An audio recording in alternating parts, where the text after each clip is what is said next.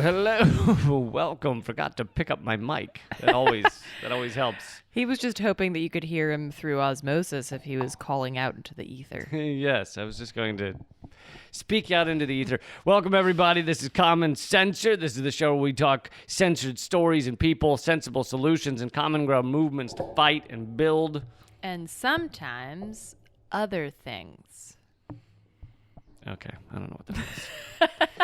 You know what? I'm trying new things. But I'm not good at improv, so that improv line was shit. You're fine at improv. But if you give me a second, if I could have some time to like rewrite that line, I bet I could come up with something good. You just but like improv to just say, isn't my thing, so that's why that fell flat. You just like to say you're not good at improv. No, really, like that was the one class when I was at theater school that was not only horrifying for me, but horrifying for the teacher.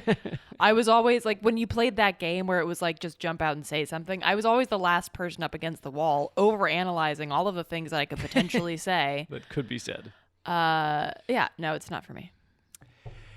Okay, fair enough. There's a little useless glimpse into my life. Hot tip, 78%, I believe, of anybody doing improv professionally or amateurly sucks.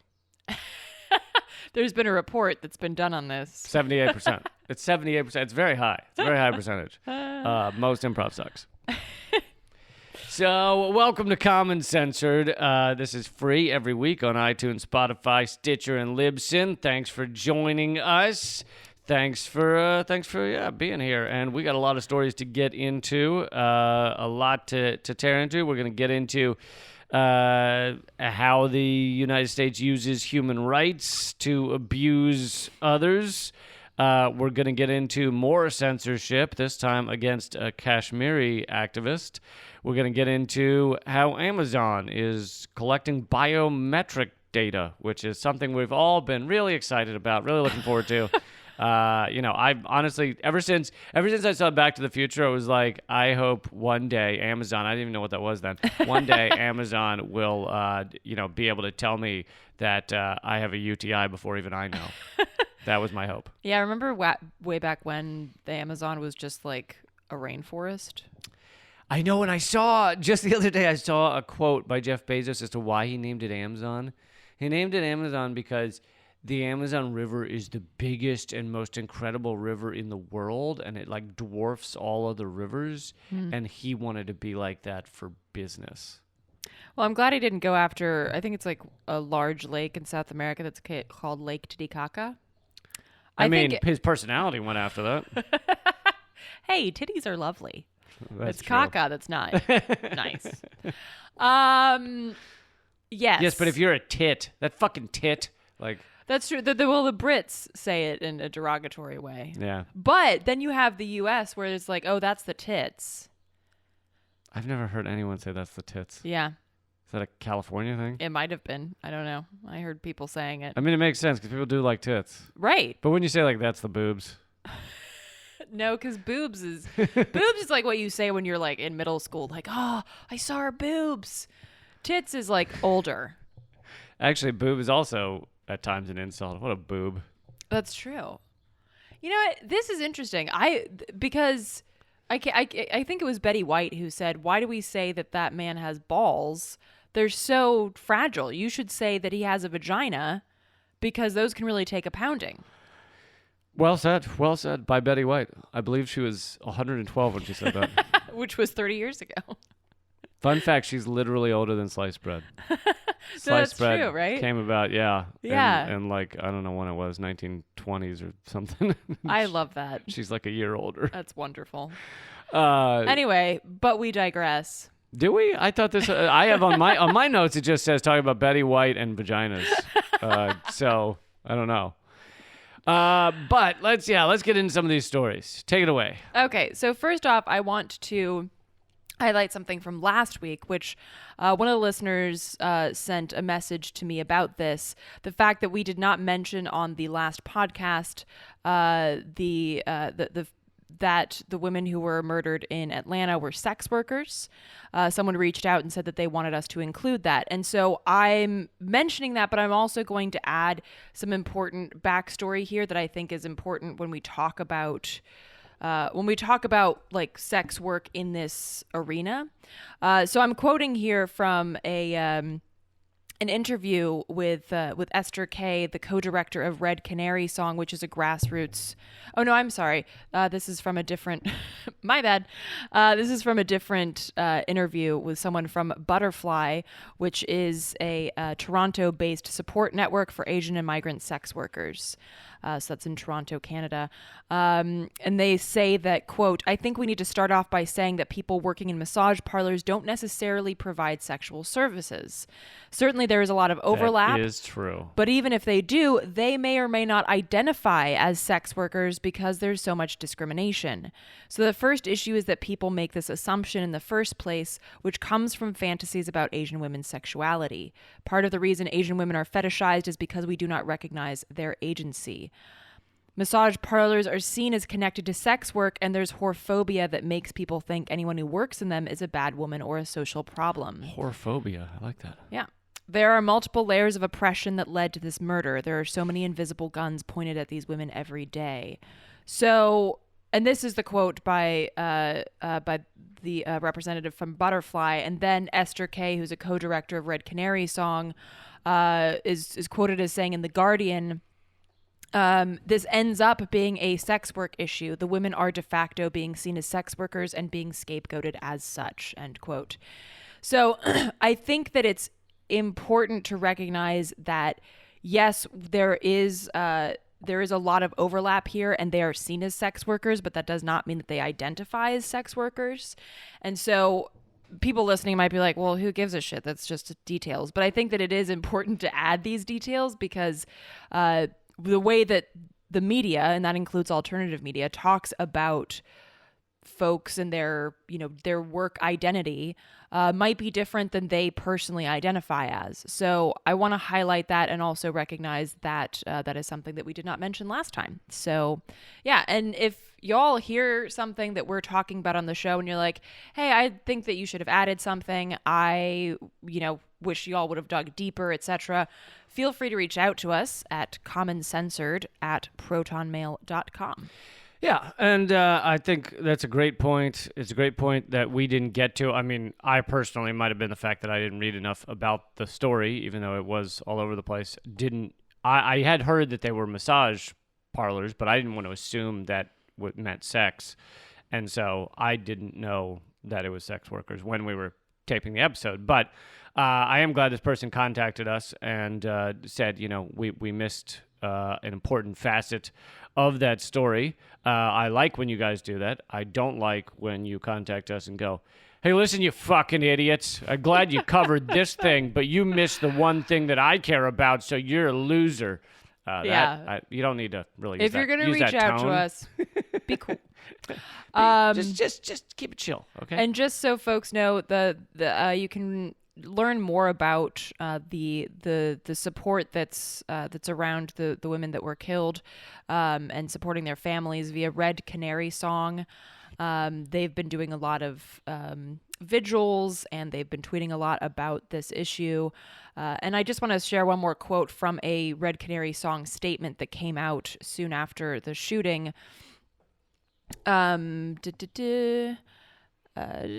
Okay, quote, "The women who were killed faced specific racialized gendered violence for being Asian women and massage workers.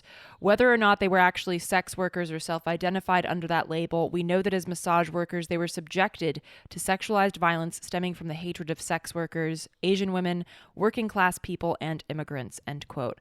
And I just wanted to share that because I think that these intersections of identity are super important, and it's something that we've talked about here and I've talked about on Act Out as well, is that, we are not a singular entity. We all have overlapping and intersecting identities. And I think it's really important that we recognize that and that we recognize that in our organizing work and in our support work when we talk about acts of violence, but also about powerful, things like building power and building community and solidarity as well. Well said, well said. So moving on to the next story. I know we got a lot to get to, so I'm going to try and keep going at a clip here. Go. On to the Biden administration and their continued fucking horror show they're creating. Or rather continuing. Let's not pretend they are the first to do this shit. But they've continued their xenophobic, toxic nationalism attacks against countries like Iran, China, Russia. The talks with China that happened in Alaska collapsed basically into fucking ridiculous name calling and shit. And then Biden was baited by the media, by George Stephanopoulos during an interview, into calling Putin a killer, which, even if that were true, Biden's also a killer. Biden has been responsible for, already in his few days in office, and been responsible for, I'm sure, hundreds of deaths in our wars overseas, not to mention those dying in Yemen. Or just dying from COVID because they don't have access to universal health care, or the tens of thousands that he's already deported. I'm sure some of those have unfortunately died. I mean, dude has a lot of blood on his hands. A lot of killerhood in his resume.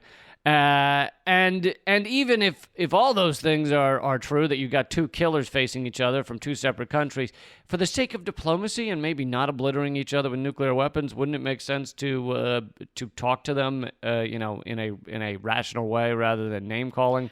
Well, but no, that's not what America does. You don't see him calling, I don't know, the House of Saud, like the Saudi royal family. You don't see him calling them killers. Well, and that gets to the point which I will let you take it away here. So this is actually something that I saw that Caitlin Johnstone shared the other day, and it's actually a memo from 2017, but it's very remember the good apt. old days of 2017. Right. Pre-pandemic, everything was bliss, right? Yes, because we are goldfish and we have no memory. So basically, this is when Tillerson made a whoopsie. Rex Tillerson, former Secretary of State and former CEO of Exxon, because that's who you want in your Secretary of State position. Well, so this is why this memo exists, because this is a Politico article that says, quote, 3 months into his tenure as Secretary of State, Rex Tillerson alarmed veteran diplomats, read veteran intelligence agency, deep state assholes, with remarks that sounded like a potential shift in American foreign policy.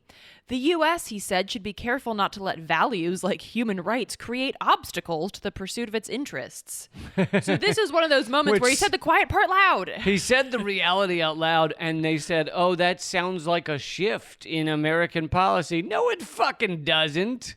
That is American policy. He just said it out loud. Right. You're not. And this is kind of the MO of the entire Trump administration, right? Like saying the quiet part loud, which made the deep state comfortable. The deep state wasn't. Uncomfortable. I'm sorry, uncomfortable. The deep state didn't dislike Trump because he's a racist, a fucking rapist, a complete hot mess of a human being. Cutthroat businessman. Right. They were fine with all of that, but he was just saying what the U.S. does, which they try to keep under wraps. Like, he was just honest about shit, and he was just laying it out on the table. So back in 2017, what happened was that the deep state and the powers that be were like, well, we better get Tillerson on track here. So as to how to lie effectively. Right. Basically. So it was the memo was written by Tillerson's policy aide, Brian Hook, and it reads like a crash course for a businessman turned diplomat, or not diplomat. I'm quoting from Politico again. He's not a fucking diplomat. Well, that's just sorry if I can couch this a little more. This is coming from Politico, which doesn't mean the memo is absolutely accurate. So it's not like they've created a fake memo, but Politico's job is to kind of support American empire. So the reason this article was written at all is to criticize Tillerson for basically telling the truth, although Politico's not going to use that terminology, and basically say, oh, dear God, the Trump administration is saying we might allow human rights abuses with allies. Like, So this is Politico's kind of the lens at which Politico sees things, which is basically a Hillary bot lens, pretty similar. So anyway, the reason that I'm bringing up this memo from 2017 is because the memo basically says the U.S. should use human rights as a club against its adversaries like Iran, China, and North Korea, while giving a pass to repressive allies like the Philippines, Egypt, and Saudi Arabia. Quoting from the memo here, quote, allies should be treated differently and better than adversaries. Otherwise, we end up with more adversaries and fewer allies, end quote. That's some poetic writing, don't you think? We gotta be nice to the people the people that we're nice to. Otherwise, we're not gonna be nice to enough people. Well, we gotta be nice to the people we're in business with, and mean to the other people that we want to crush. To continue a quote from this memo, the realist view, quote unquote, is that America's allies should be supported rather than badgered for both practical and principled reasons, and that while the U.S. should certainly stand as moral example, our diplomacy with other countries should focus primarily on their foreign policy behavior rather than on their domestic practices as such.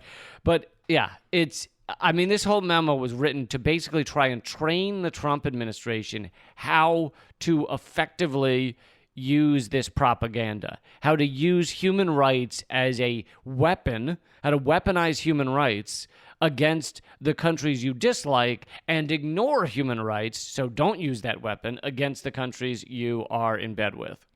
Right. It's it's kind of like using claims of sexual deviance or of sexual harassment against your enemy, but then not caring about it if it's pointed at you. So Biden's a great example. Biden supporters and Biden's administration and all of his little lackeys love to point out that Trump is a rapist and he's sexist and he's a woman hater. Meanwhile, no one wants to talk about Tara Reid and no one wants to talk about creepy fucking Joe Biden. Right. So it's kind of the same thing. It's like, well, when we can use it, when it's useful, this weapon of human rights, which weaponizing human rights is just as grotesque as weaponizing, sexual harassment or assault. Weaponizing human rights against people that we just don't like, even if there's no evidence of human rights violations, is really convenient. Yeah. And then we get to stand on this moral high ground that we've created while, Saudi Arabia continues the mass genocide against Yemenis. Our allies in the Philippines are killing tens of thousands of people in the streets for just in this absolute horrific rampage of a drug war. Colombia and Brazil murdering indigenous activists and indigenous people that stand up at all. Everything Britain's done. It's all horrific, but we don't call those to account. In fact, they've tried to claim that Maduro of Venezuela is a narco-terrorist, even though our own, DEA, if you look at the drug, commutes or whatever, drug transports, 70-some% or 80-some% are coming from Colombia, while Venezuela is basically non-existent coming from Venezuela. Right. Yet they're trying to claim Maduro is a narco-terrorist. So they use these things, and when they have to, they make them up. They used to use against China the fact that they surveilled all their citizens, which is pretty true. But then when Snowden's revelations came out, now you don't hear Awkward. that accusation against China anymore, because that would be not useful to the United States. So instead, they've switched to a false genocide that they've come up with against Uyghurs. And we've covered that a bunch, but it's when you don't have human rights abuses to use, let's make up fake ones. Right. And so basically, to wrap that up, the reason that I brought up this memo that's, now nearing on 4 years old, is because that is how this functions. And so whenever you hear about human rights violations in China, which, we covered last time because that is, of course, interconnected with violence against the Asian community. But anytime you hear about this human rights violation over there, and ask yourself, What is it that the U.S. wants from this country? Why are they highlighting this? Because again, no matter what we're talking about, whether it be the Second World War or anything, the U.S. never gets involved in a battle for the reason of upholding human rights. The U.S. doesn't fucking care. It's built on genocide and slavery. So human rights is just not something that the U.S. thinks about. So anytime you hear some politician standing up there lambasting fill in the blank for human rights violations, dig deeper to find out what they actually want from that country. What is it that country is doing to stand up against the United States? So a couple of quick notes before we move to the next topic. We have switched our Patreon to LiberaPay. So if you'd like to become a member and support this show, you'll notice we have no ads for anything. We have no sponsors. It all comes from you. If you would like to even just donate $1 an episode or something, that's easy to do at LIBERAPAY, liberapay.com/Lee Camp, or go to liberapay.com and search for Lee Camp. And you'll find that there with the various tiers and everything. But Patreon was not the right fit for us for Common Censored. So we've moved over there. And please, if you're a patron of patreon.com/actout, stay there. Thank you. Yes, but if you're a patron of Eleanor's separate podcast, please don't shift away. And actually, speaking of that, do you want to talk about the special DVDs? Sure. So if you're a patron, and again, you can go to patreon.com/actout to become one. There's a limited run of Hard Road of Hope DVDs, which is my documentary. So if you're a patron, award-winning.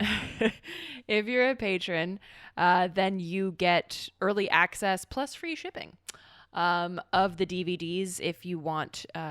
So there's a post about it that's available for patrons only. So if you go to patreon.com/actout, become a patron, you can check out that post for more information.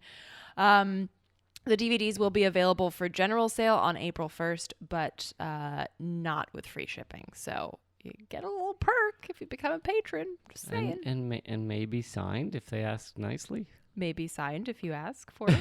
But here's the thing. I will sign it, but I don't know that everybody wants my fucking scribbles on their DVD. So if you want a signature on the DVD jacket, I'm happy to do that. But if you want the art without any scribbles... There is no one joining your Patreon that doesn't want your DVD signed. That's not true. It is true. That's not true. It's true. Okay. Let's see. Couple of quick other things. ArtKillingApathy.com is where you can grab all of Eleanor's work. Common Censored at Proton Mail is where you can email us and give thoughts or topics you'd like to see covered. And I know you love when I put you on the spot on the podcast. Where do you stand on a live stream Sunday? Okay, yeah, it would need to be at 8 or 9 p.m. Eastern. So keep an eye out. Sunday, we'll do a live stream, but we're not certain of the time. That will be at youtube.com/moment of clarity, but I will send out an email later about that. Okay, let's move on to This Week in Censorship. I feel like we need to have a segment with a little jingle this week you in hang Censorship. Out with Graham Elwood too much. You're turning into the game show, dude. Oh, yeah, maybe. This Week in Censorship. This Week in Censorship is brought to you by fucking Twitter. It can go fuck itself. By the way, Graham Elwood and Lee Camp have a rad podcast called Government Secrets where you will learn a lot of scary shit and cool shit. Some real learning going on there. Some real learning. Real learning. The more you know. Okay. So this shit is fucking abhorrent, and we this is a call to action, so please help out, y'all. Yesterday, the Twitter, I sound like my father. The Twitter has suspended. The inner tube's done cut off my favorite programs. All right, that's not what he sounds like. Do a Brooklyn accent and you're closer. I can't. You can't? Come on, you lived there. I'd fuck it up. Okay, so because you lived there, you're not gonna try. I lived in Williamsburg, where there's no one who grew up in Brooklyn there. Everyone there came to Brooklyn from Ohio. 5 years earlier from Ohio, yes. Okay. Yeah, that sounds like LA. Anyway, Twitter has suspended Kashmiri journalist and filmmaker Ifat Ghazia's account at Ifat Ghazia and her podcast, the KASH, the Cash Pod, caving to right-wing interests and silencing Kashmiris who live under Indian occupation in the most militarized place on earth. That's right, Kashmir is the most militarized place on earth. Explain a little bit about her and about Kashmir. So Kashmir, a lot of people don't know about Kashmir. It is because it's considered by many to just be part of India and or Pakistan. They've kind of like split it in half. But Kashmir is its own place. It's nestled between India, China, and Pakistan, and it is a beautiful. I've never been there, but I've seen pictures, and I'm good friends with Ifat, who shares the beauty and the resilience and the power of this place known as Kashmir. But it is the most militarized place on earth. There's more, as she puts it, there are more military men than dustbins in Kashmir. It is oppressive. One of her earliest memories that she shared with me was her village burning down, being burnt by Indian military. And one of her first visual memories is the image of burnt pages of the Quran floating on the air. So it's horrifying. It's horrifying what's going on there. It's also bizarrely horrifying that this is not an issue that's brought up. She oftentimes makes the comparison to Gaza. Like, people talk about Gaza quite a bit, and that's not to diminish how horrifying Gaza is, but it's a conversation that's being had more and more in on the world stage, whereas Kashmir is completely silenced. I'd say the biggest reason is probably because it's very clear now that Israel is like it's almost like a U.S. military base. So because this is between India and Pakistan, we Americans would like to be like, well, that doesn't have anything to do with me, so fuck it. Right. So, so this is, I mean, the human rights violations that are ongoing in Kashmir are grotesque, and it's something that Ifat has covered both in terms of storytelling with her podcast, the Kashmir podcast, also as a filmmaker. She created a documentary about Kashmir, which is incredible and powerful, and she released it when she was 19. So the work that she does is vital. You know, it's the storytelling that allows us to see what life is like for Kashmiris so that we can become more engaged and do something about it. And so Twitter's ears perked up and they go, activists doing vital work? That sounds like a good thing to shut down. So basically, several right-wing Indian, accounts and people pushed Twitter to shut this down. There were even like case numbers, so that there were people that like had opened cases with Twitter to get her things shut down.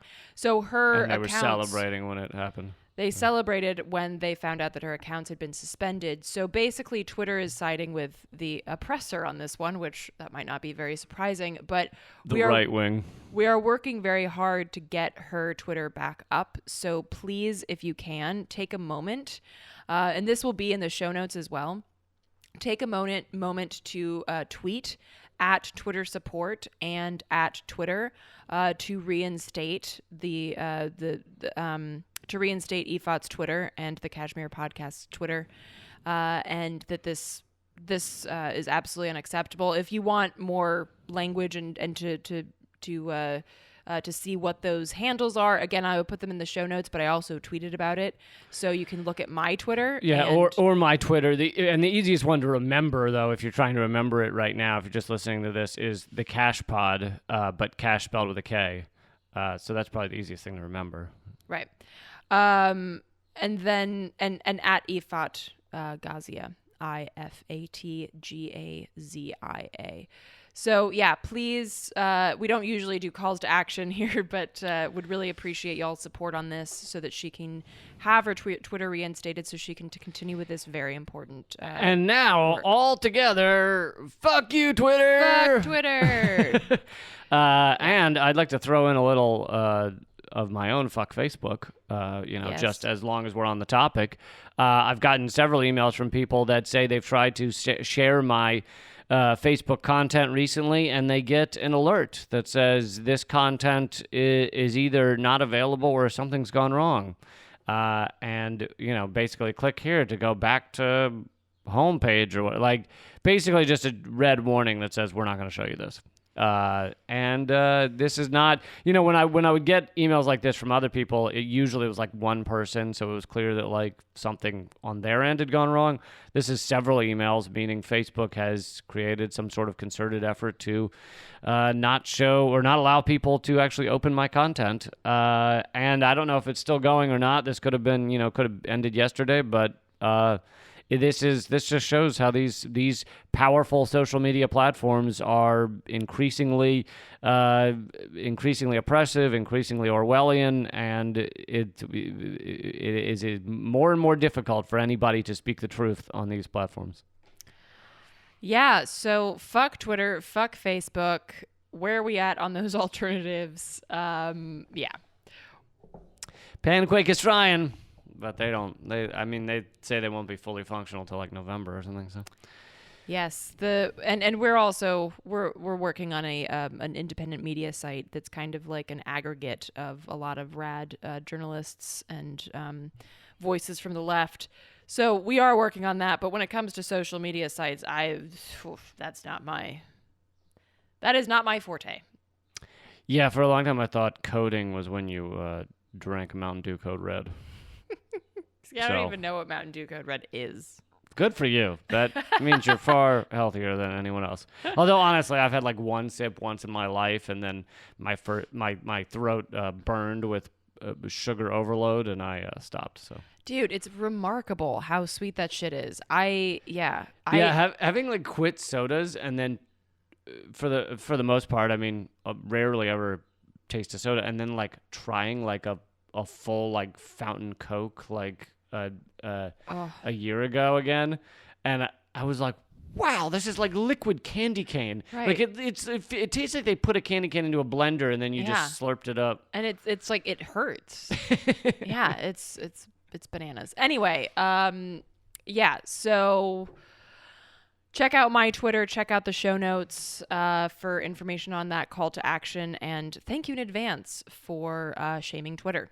So speaking of Orwellian, I am excited to hear that Amazon delivery drivers have been forced to sign biometric consent forms or lose their job. So I don't know if you want to read this since you found the article. I don't want to take all the credit, but... Well, no, you just gave me the credit, so now you can go ahead. As long as the credit is announced. Amazon delivery drivers nationwide have to sign a biometric consent form that grants the tech behemoth permission to use AI-powered cameras to access drivers' location, movement, and biometric data. In February, Amazon announced plans to install the AI-powered 4-lens cameras made by the tech company Netradyne, which doesn't sound Orwellian at all, in all of its Amazon-branded delivery vans. The company says the cameras are being used to improve safety and the quality of the delivery experience. Oh, yeah? Well, was you stealing the driver's tips for the quality of the delivery experience? That came out just a couple of weeks ago that they had stolen a third of all tips that they had promised were going to drivers, and they were not going to drivers.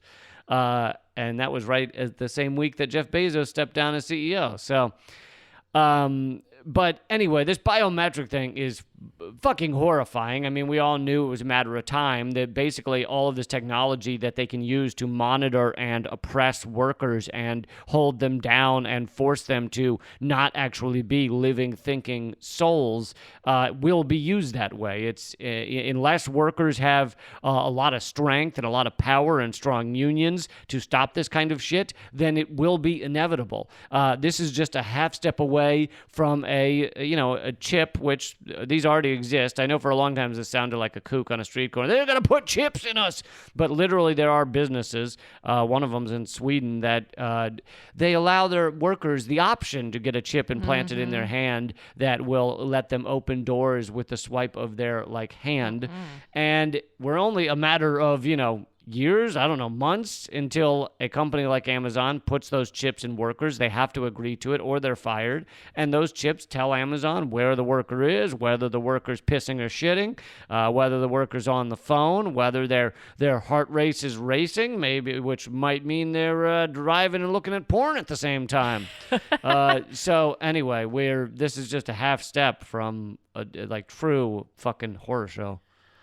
Yeah, I mean, the fear at the moment is not that Bill Gates is trying to microchip you via vaccine. The fear here is that, like you said, Lee, that your boss is going to microchip you, because that makes it easier. We could even direct deposit checks into your microchip. Into your vagina. You could literally just be your own bank. We could direct deposit money straight into your urethra. What? Urethra? Well, I didn't mean to. Oh. Fuck up the ur. Okay. I thought you did. I thought that was part of the joke. No. I don't know how that would be a joke. Exactly. Okay, but you know what? So if you hear something that you don't know how it could be a joke, it probably means it was an accident. Anyway, I'll rephrase. We could deposit money straight into your cock. Does that work better? Well, good. Then that leaves me out. So... Yeah, I mean, these cameras are fucking horrifying. They can sense when a driver yawns, appears distracted, which is totally, bananas to me that you'd even know what that looks like. Well, also, yawning, it's kind of a human biological need sometimes. Really, all yawns mean, scientifically speaking, is that your brain needs more oxygen. So you could yawn just if you've been holding your breath for a minute. Also, the driver could see someone on the sidewalk yawn and then yawn because yawns are contagious. Right. So they monitor a driver's body and facial movements. Holy fuck. This is just so... Oh, yeah, and they have facial recognition. I don't know if I mentioned that. Well, yeah, but that's how the point is that they're going to know who the driver is, right? So they're going to be able to use that facial recognition to make sure that it's the driver that they have in their, on their list of employees or whatever. And I think another thing that's important to highlight here is that the drivers aren't technically even employed by Amazon.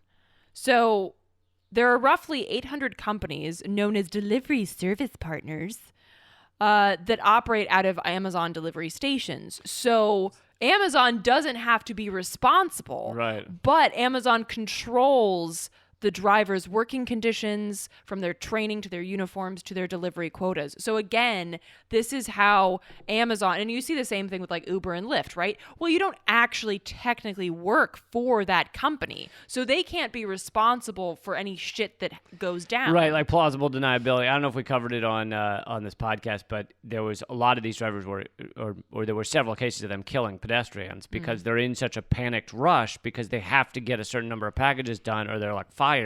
So they're killing more people. And Amazon goes, well, it wasn't our drive. We're just outsourcing that to the company. Yeah. So multiple layers of fuckery here. And again, this really highlights the importance of unionizing. And which is something folks might be familiar with what's going on in Bessemer. Folks are there at the Amazon facility are working to unionize. They have until the end of this week. Alabama. I'm sorry. What did I say? No, you got it right. You just only said the city. Oh, okay. Yeah, sorry. I was just adding the state. So between now and March 30th, roughly 6,000 Amazon workers in Bessemer, Alabama will vote on forming the company's first ever union. So this is huge. And we've covered before on the show the extent to which Amazon has tried to thwart this, not least of all, they put anti-union placards up in bathrooms. One worker said they changed the traffic lights so that they would cycle faster so that people wouldn't have time to stop and look at signs and be handed pamphlets and stuff. Yes, everybody out there, if you know anyone who works at any Amazon, the union push must continue. It must continue now. Fucking unionize, because as we see, they are going to exploit. They already have been for decades, but they're going to exploit workers to in just abominable level. And the next step is this biometric garbage. And hopefully this Alabama union push will be the beginning of a large-scale push for unionization. And chances are, I wouldn't be surprised if they succeed in unionizing in Bessemer that Amazon might just leave the city. But that will show they're scared, and it'll show the impact that it's having. Yeah, and apparently, according to the Left Voice, who just released an article about this earlier this week, workers in Baltimore, New Orleans, Portland, Denver, and Southern California are already discussing organizing drives. So this is really, really fucking powerful, and it is incredibly it's incredibly important that we uplift this and support it. So the Retail, Wholesale, and Department Store Union, RWDSU, says that they've heard from more than 1,000 Amazon workers around the country regarding the issue of unionizing. And I think real quick, I just also want to highlight some more of the shit that Amazon does to battle unionization. They have, threats of job loss, phone calls to workers, that sort of thing. But then they've hired intelligence analysts to track labor organizing threats and spy on employees' interactions in closed Facebook groups. So literally, this is like COINTELPRO, but just with Amazon. Mm-hmm. That's literally what they're fucking doing. And they're paying, by the way, this is another just fucking horrifying and disgusting aspect. They're paying consultants nearly $10,000 a day to stop unionization efforts. Jesus. Compare that to what, literally, you could just save that money and pay your workers more and then problem solved, you fucking sociopath. Wow. Mind-boggling.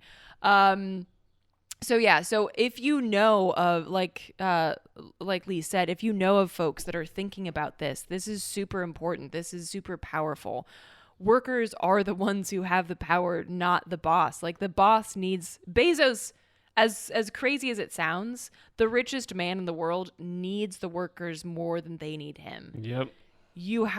This is why workplace organizing is so scary. That's why he's willing to pay, anti-union, Pinkertons fucking $10K a day to stop it because he realizes the power of it. So recognize that. And whether you work at Amazon or not, recognize the power of workplace organizing. And as we've learned with Amazon, with Walmart, with a lot of these companies, they impact so many other businesses and companies that are outside of them. So just because you work somewhere else doesn't mean that you're free of the impacts of having someone as powerful as Amazon. Amazon might buy up your company just to get rid of it, to get rid of competition.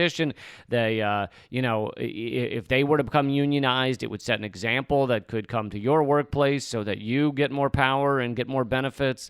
There's just so many ripples to the largest corporations in the world being forced to unionize or forced to make concessions to workers. Yep. So moving along to other shittiness. Unionization is not shitty. It's fucking rad. But I think, though, in a minute, we're going to get to some good news stories. We are. Hold on, folks. But this is just important, again, in terms of, things to fight for. A recent report by Public Citizen finds that 1/3 of COVID deaths wouldn't have happened if there was universal health care, because 1/3 of COVID deaths have been tied to a lack of insurance, and 40% of infections were tied to lack of insurance. So despite having less than 5% of the world's population, the U.S. has had 25% of the world's confirmed cases and 20% of the deaths. Wow. Okay, hold on. That's incredible. That is so fucking bananas. And we are the richest country in the world. Because and I think some people go, well, but getting a COVID test is free and getting the vaccine is free, so why is that? Why is universal health care going to matter in this situation? It impacts, the biggest thing is it impacts the way people behave. You are far less likely to go into a hospital if you have a hint that you might have COVID, if you don't have insurance, or you have, catastrophic insurance. So even if you have insurance, it's not going to do much. So a lot of people across this country will not go get tested, won't go to a hospital. They just stay home and spread it to everybody. And then, of course, it has to do with treatment. A lot of people may find out that they have it, but they're still not going to the hospital. They're just going to tough it out because they know that if they go get treatment, that could end up costing them a lot of money. And so they quote unquote tough it out, which can mean they're more likely to die, more likely to spread it. So all of this is connected to the fact that we have one of the world's most catastrophic healthcare systems. Well, they're more likely to tough it out and still go to work because if they have if their health insurance is tied to their employer and they're one of those quote unquote essential workers, then they feel that they really don't have a choice. Look, I have to go to work if I want to keep my health care. So even though I feel like shit and will likely be a fucking super spreader, I am going to work because I have no choice. The other thing that's important to highlight is preventative care. A lot of folks have talked about the issue of comorbidity, which means that you have, it's not just COVID that kills you. You have some sort of underlying issue. Right. And preventative care in the United States is basically non-existent because no one is, if you're not even going to go to the doctor when you're sick, you're sure as shit not going to go when you think you're healthy. For checkups. The amount of folks that skip the recommended yearly checkups in the United States is astronomical. I personally don't know anybody who goes for a yearly checkup unless there's somebody who already has underlying health conditions that they know about. I do, but I get it at the same place I get my oil changed. It's an auto mechanic. He just gives me a quick once over. I hope he washes his hands. Tough to say. But boy, do you, never mind. I was going to say something, but it was a little too graphic, I felt. Please don't. Okay. Well, in terms of the comorbidity thing, I've had people argue like, oh, COVID's not that big a deal because the people that are dying, most of them have comorbidities. And it's like, so let me get this straight. Because a lot of the people that die from COVID might be obese or above 60, then it's fine that we've killed 500,000 people. It's like, what if they hadn't died from COVID, they would have lived another 30 years as a slightly overweight older person? Like, that doesn't bother you at all? That makes it fine? It's crazy. It's absurd. And the report, which again is by Public Citizen, points out that we have the highest rate of unmet need of any comparably wealthy country, with 1/3 of Americans reporting that they or a family member has avoided going to the doctor when sick or injured in the past year due to cost. Americans are significantly more likely to die of chronic respiratory disease, cardiovascular disease, diabetes, or cancer than people in comparably wealthy countries with universal healthcare systems. A lack of essential funding led to insufficient hospital capacity, even for those who did go to the hospital. The U.S. had only around half the hospital beds per capita of peer nations and far fewer than countries like Japan or Germany. So again, like when everything is based on profit, of course, you're not going to, and folks might remember at the beginning of the pandemic when shit was really ramping up, the issue of ventilators, the issue of hospital beds, like the shit, we were just short on everything. And it's not because we don't have the money for it. It's because we don't prioritize health. We prioritize profit. Right. And when you do that, people will fucking die. So they point out what, universal healthcare would, outside of the fact that more people would fucking survive. Pardon the bird behind me. He's really stoked about universal healthcare.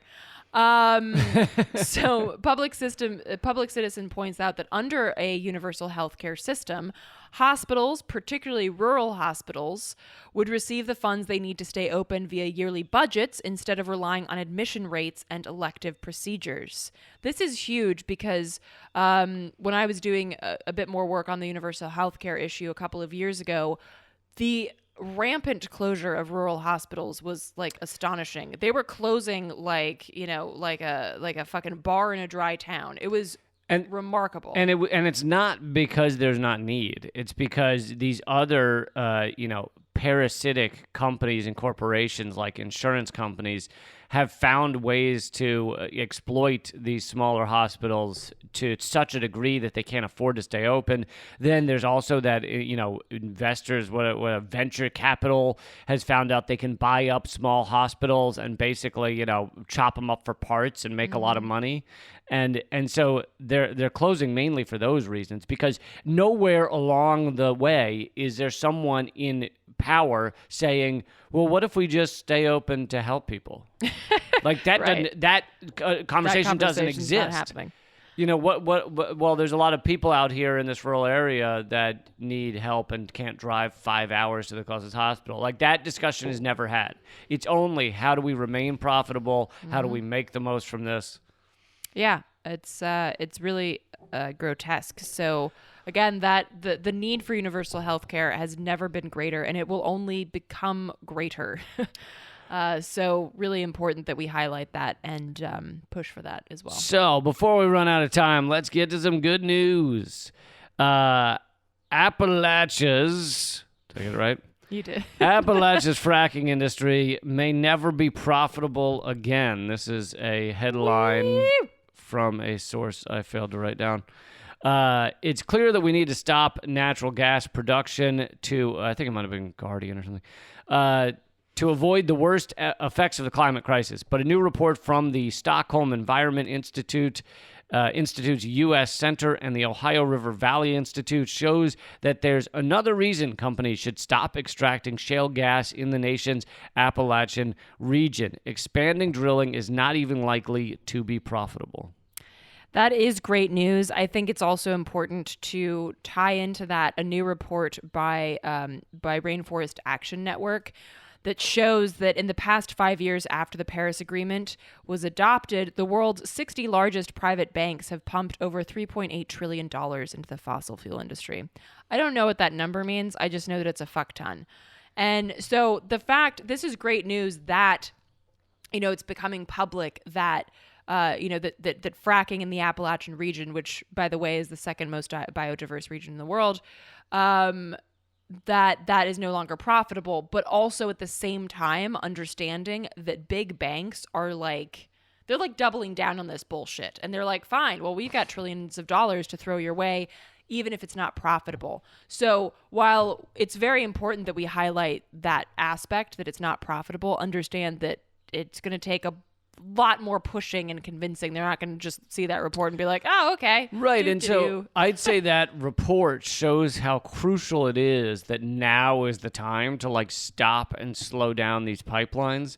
Because if you can just slow them down, if you can just get in the way, if you can just cause them to spend a few extra months trying to pluck people out of trees, in tree sits, and spend a few extra years in court, they're increasingly realizing that there's not enough profit in the fracking to continue these lawsuits, to continue putting in this infrastructure.